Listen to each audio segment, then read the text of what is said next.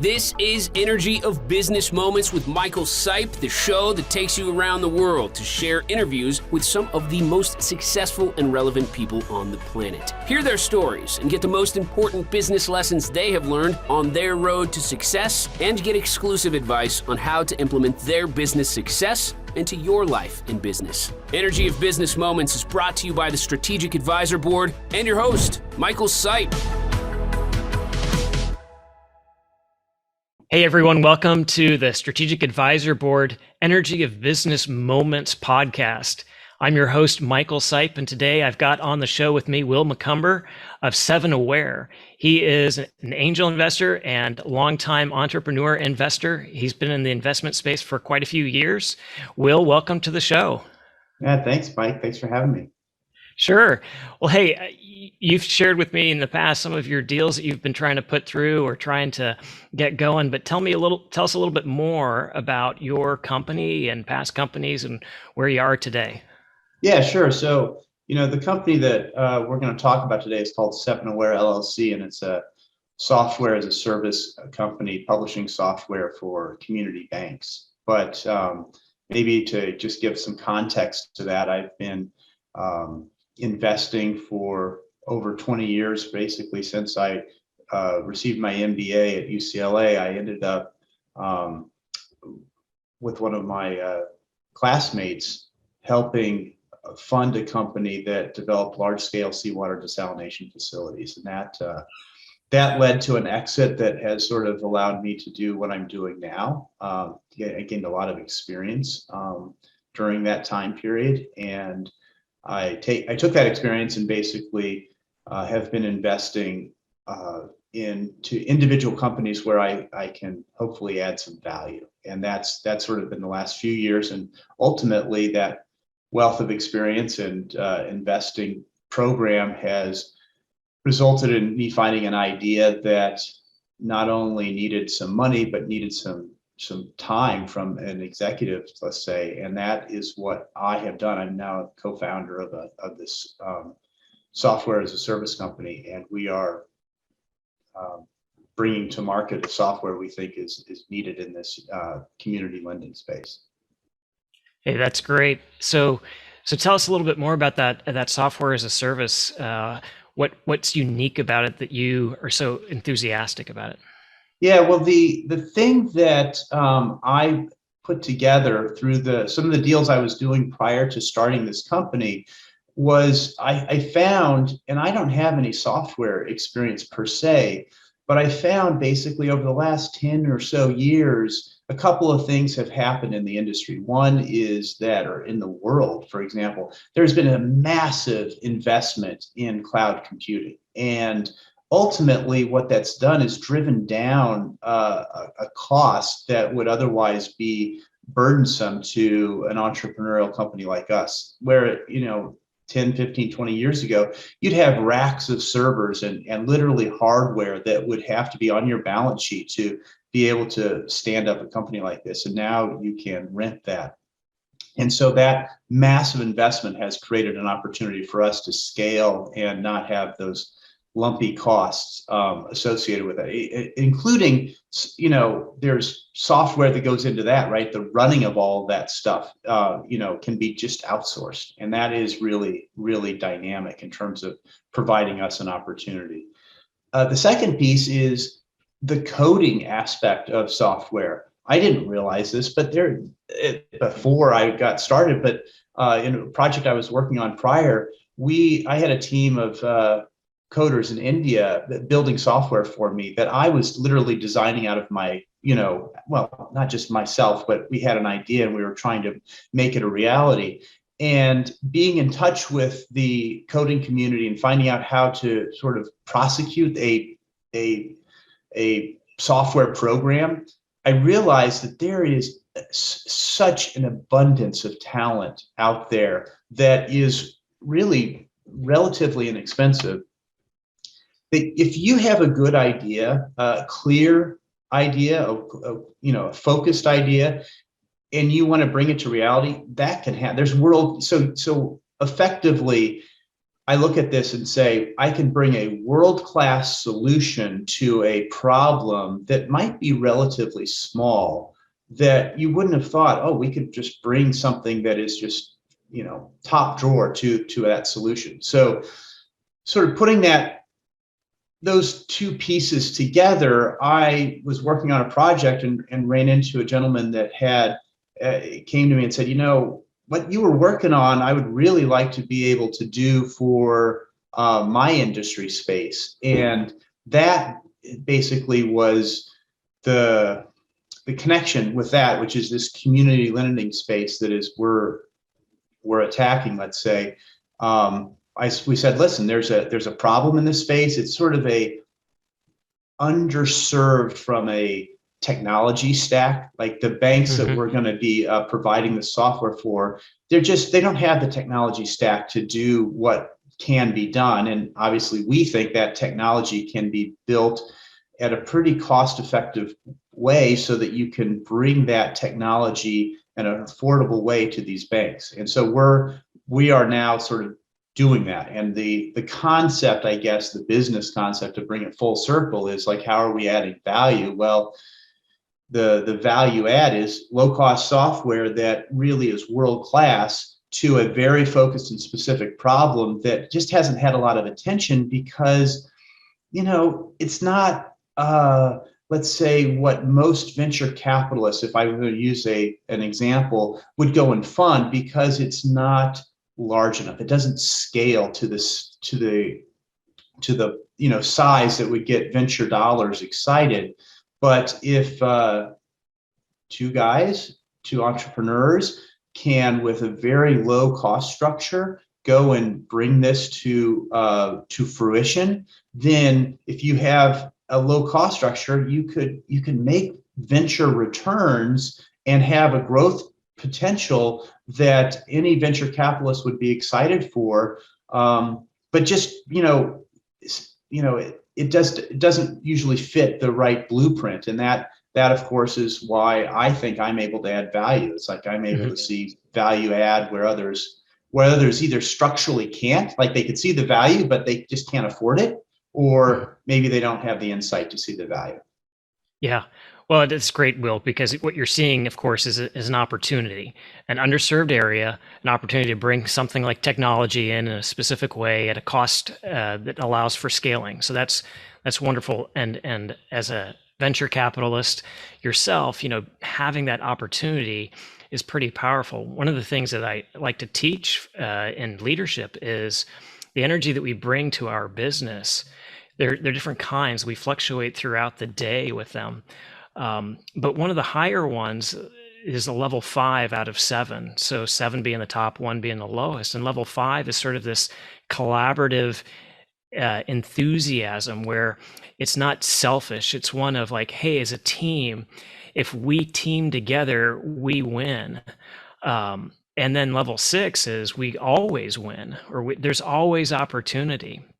So what I love hearing about you and your business there and seeing that opportunity is you see an opportunity for a mutual win. We're a business to business model. So we are actually providing a win-win for the bank, the lender. The lender is always looking many different models. Actually, we will serve different models for this program, but the lender is looking to basically efficiently originate loans, and it takes a lot. We're dealing in the SBA 7A space, hence our name, 7A Ware. So that gives you a little sense of what we're doing. Cool. Software for the 7A space, and this is a small space necessarily, because I say necessarily, it's a small space from many perspectives, which gives us an opportunity. People look at it as small, and for us though, it's large. But the banks, the lenders that are in this space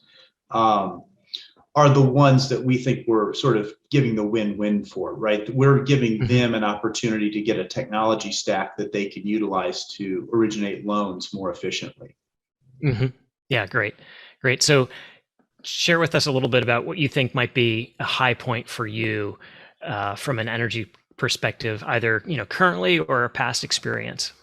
Well, I think the seminal one would be why this company? Why 7aware? Why does it exist? And I think it was pretty exciting for me after so many years of collecting, pieces, breadcrumbs of what are, important aspects of a business, whether it's a need that isn't in too distant in the future. For example, like you can have a great idea, but if you're 100 years ahead of your time, you're going to have, it's still a great idea. It's just, you're just going to have a difficult time making money at it.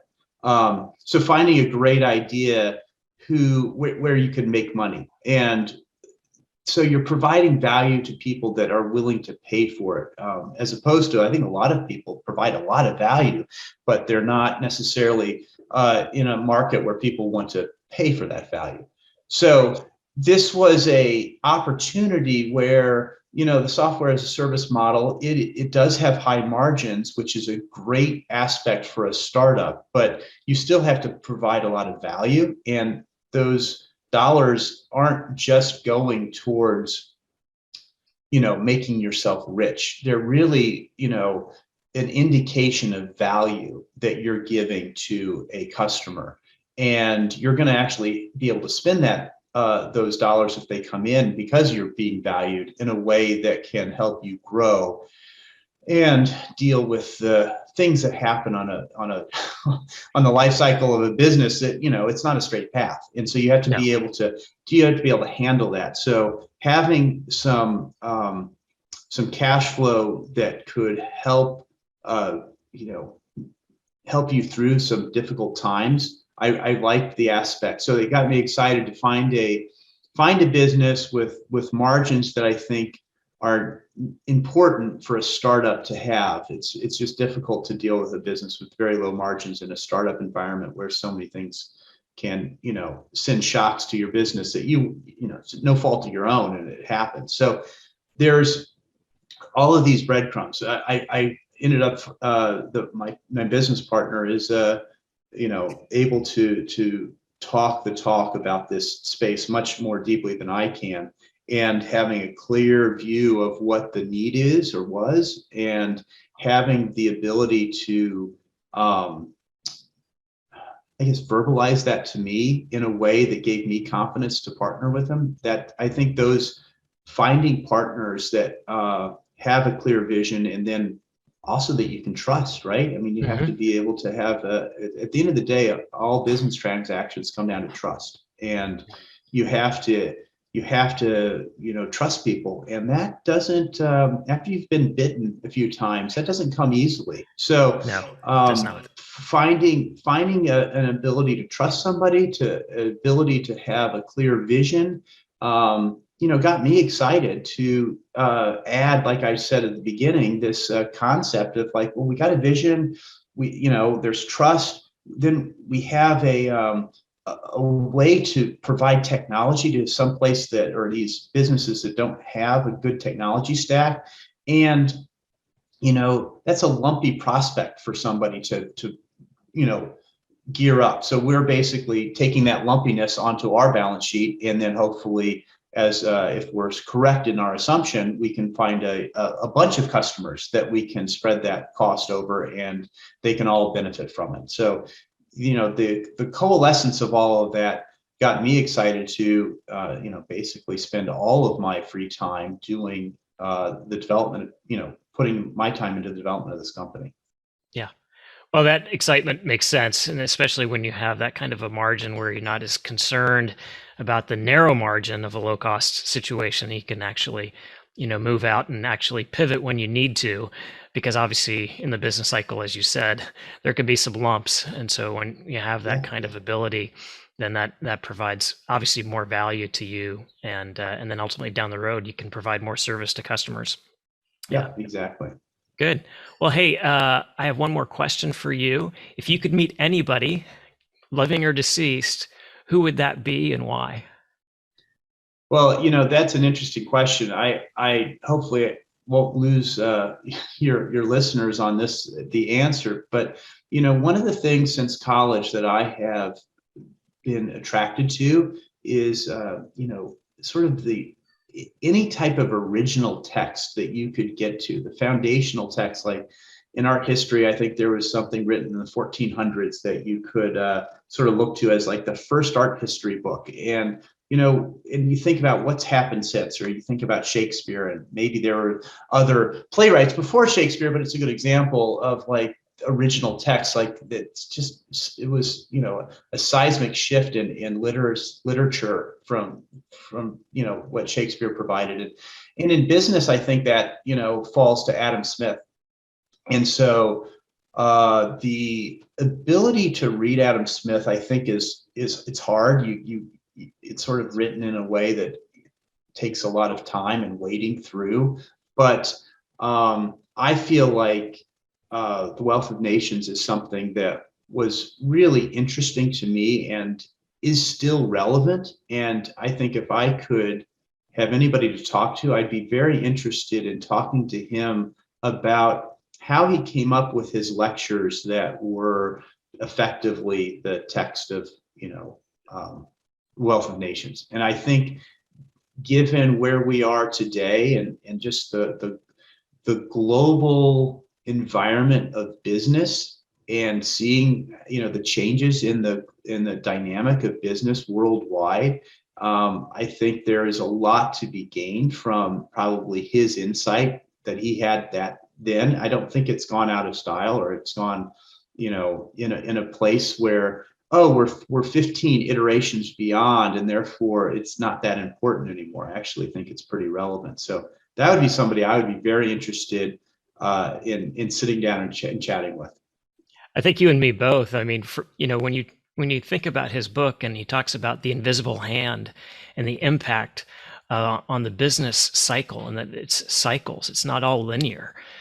That kind of discussion point is still very relevant today. And so those older texts can have a lot of very good information that's still relevant today, because it's a concept or idea that never dies. So I think that's a great point to bring him up and be a good person to talk to, for sure. Yeah. Well, hey, Will, thank you for being on the show today. I appreciate it very much, taking your time out for that. How can people get a hold of you if they are interested, and how about your website? Well, yeah, www.7aware.com is up. You can see what we're up to as we grow. We're still a nascent business, so we are in the stages prior to revenue, and that makes it exciting, right? You can follow us as we grow, but ultimately that's the place to come to find out about who we are, what we're up to. Awesome. Well, great. Well, thanks again, Will, and we'll see you again in the near future. Appreciate you being on the show. All right. Thank you. Bye. Bye. Thanks for listening to Energy of Business Moments with your host, Michael Sipe. Please leave your feedback and visit strategicadvisorboard.com to get the latest and greatest business advisement on the planet. Follow us on social media for updates, and we will see you on the next episode.